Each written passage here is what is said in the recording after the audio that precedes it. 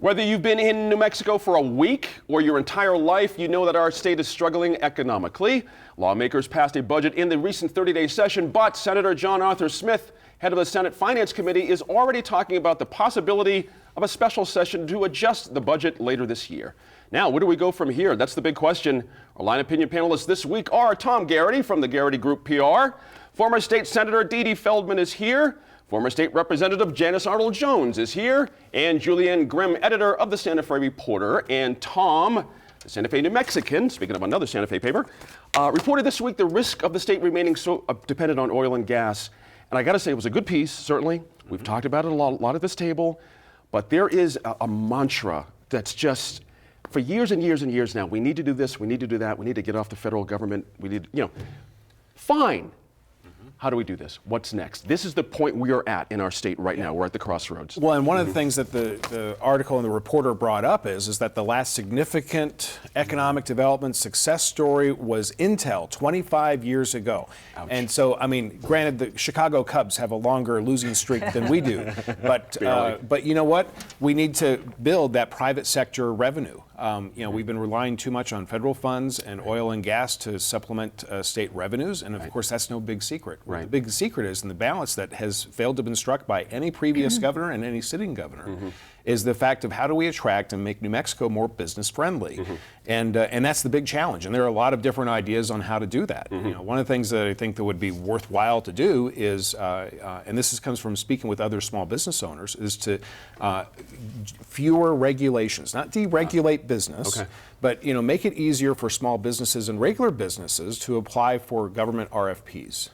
Make the incentive programs like JTIP not so specific that you have small businesses that don't qualify because they don't hit certain key metrics.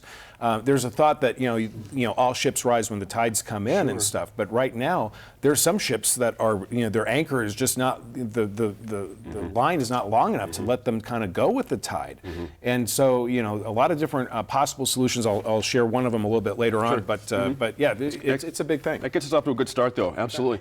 Janice, you've seen the other, and Dee Dee, of course, the other side of this. Can government actually create churn, so to speak, economic turn, or the things that we can do as the biggest player in our state as government? Can they do things that impact the financial markets and the private markets here? It isn't the top note. It isn't the decision that someone is going to open a business, but the things that the environment. Yes, government can make a difference. And the first thing that government can do and needs to start doing right now is to recognize that time is money. And when it takes 2 years to get through the EPC process in Albuquerque, do you ever wonder why nobody is coming here? 2 years. Right. The same thing is true. Mining permits. When was the last mining permit? And I know that that's always kind of a dicey thing, but we have to look at what we bring to the world economy. And one of the things that we have are natural resources. So why is it that if you go to almost any other state, you can get a mining permit in 6 weeks? Here it's 2 years, if you get it. Wow. If you get it. And while we're talking RFPs, I have never seen such poorly written RFPs. It is no wonder that New Mexico businesses do not answer these RFPs. That's right. And when I say time is money, so if you want New Mexico businesses to actually support the government, well then their certs and reps should be online. They should only have to do that once a year, not every single RFP. We are doing such time-intensive, stupid things that make us unfriendly to any business, and people know. Time people matters. Know. Time matters. That's a good point there. I appreciate that. Again, this idea that we've had John Arthur Smith and others saying that, look, we may need to come back and look at this down the road, meaning this year, this calendar year down the road.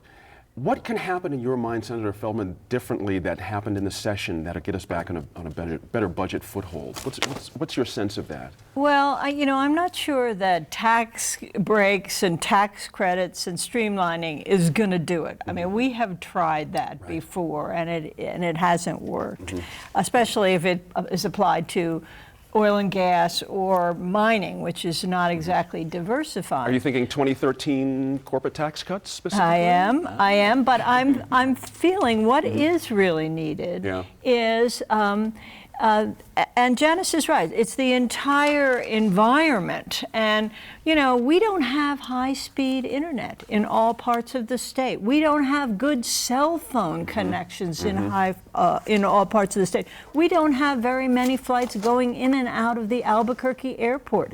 We haven't invested in our roads for a long time because we're reluctant to do a gas tax. And that's the infrastructure, and that's not even talking about education, the educational infrastructure, but that's the infrastructure in which businesses grow if they're small businesses here or decide to locate if they're from out of state. And we haven't paid attention to that. We haven't done our homework there. It's not just the task of the legislature, but it's also the PRC, and it's also definitely the educational establishment. Julianne, you know, Santa Fe is going through some budget stuff, word being used loosely there, $15 million and plus is no small joke.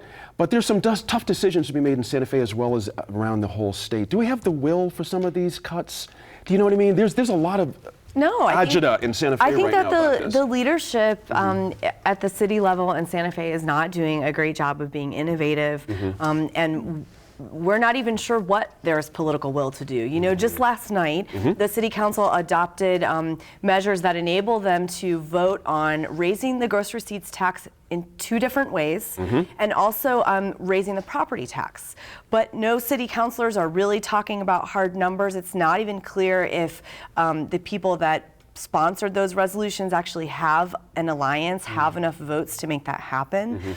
So there's this continual kicking down the road, and there's this idea that we can sort of shuffle around the debt and the bonding, and we can play another little shell game, and we can raise the taxes, and that's really not going to do it. And I think when it comes to this question of, you know, economic diversity in our state, it's like that's the buzzword. Everyone thinks that's the magic solution, but really when people say that, what they're talking about maybe is putting more money into tourism and also more film incentives. And I don't think that either of those areas of development is going to get us out of the hole that we're in. You know, the state legislature had an opportunity to legalize agricultural hemp production, which would create jobs, which would be a sustainable endeavor, which could catapult us out of one of these situations. But that doesn't even make it out of the Senate for the second year in a row. I'm glad you brought that up because that was one of those low risk. There's no risk to anyone with that industry. Other states are doing it. Exactly. Kentucky did it, Gene. Kentucky. Exactly. And you know what's even better? If that had passed, it just would have been a sign.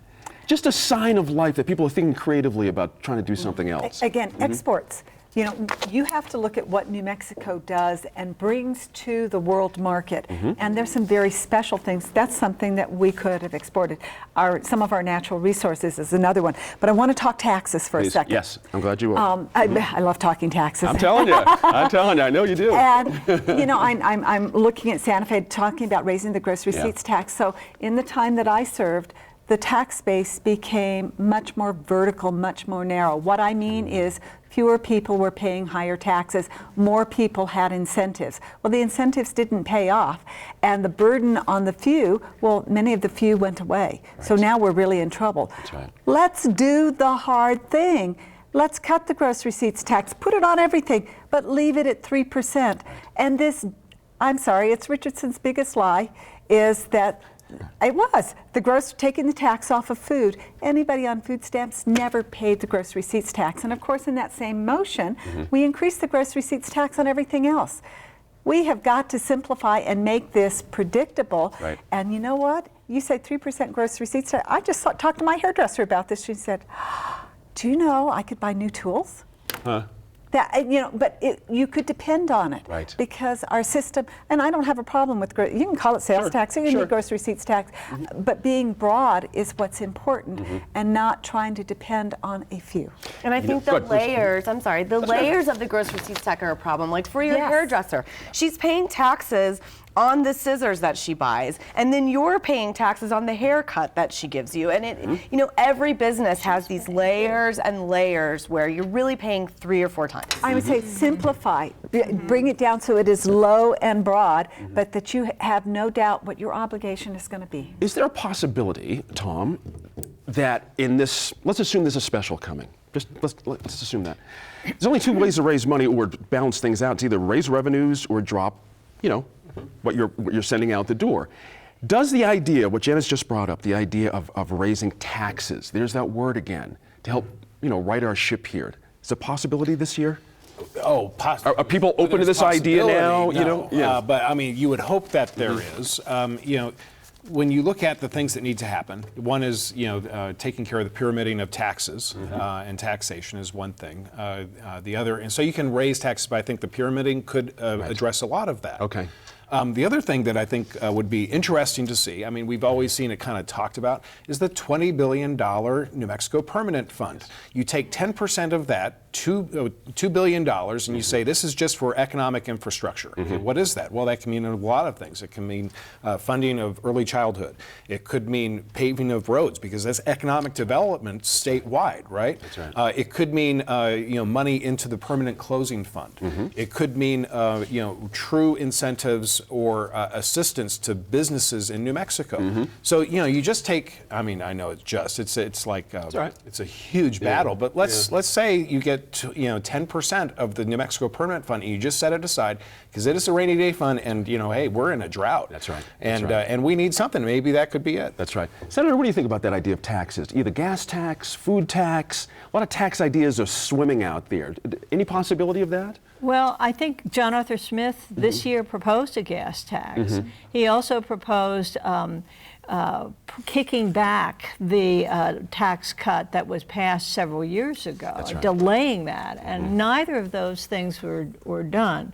But the gas tax increase certainly makes a lot of sense for roads. It's an earmarked thing. Last time we were in this position, which was 2009, I don't know whether you were there. Oh, I was there. It was painful. We raised the cigarette tax. Oh, right. We raised it almost $1. And we cut like crazy. Well, we swept the funds, painful. the same as they're doing this year. But taxation is just part of the picture. As I said, it's a larger focus that we need, and I think going into the permanent fund and using it for some of our real deficits, long-term deficits that we've been working on. Education is one. And I was very disappointed this year that the legislature kind of dissed the 2 areas in the economy that were growth areas, and that was the solar and alternative energy fields. I mean, they just didn't even pass that 10% tax credit for rooftop solar. And the feds have extended theirs in recognition that that's the direction we want to go. And then the healthcare economy, that's the other growth area in New Mexico. Now, we can't export it, but it is growing. And I think that the training and the workforce development that could be stimulated with the use of some of those funds is important. That sounds great. Up next, 2 political leaders join us in studio to talk about outcomes of the legislative session and funding for education.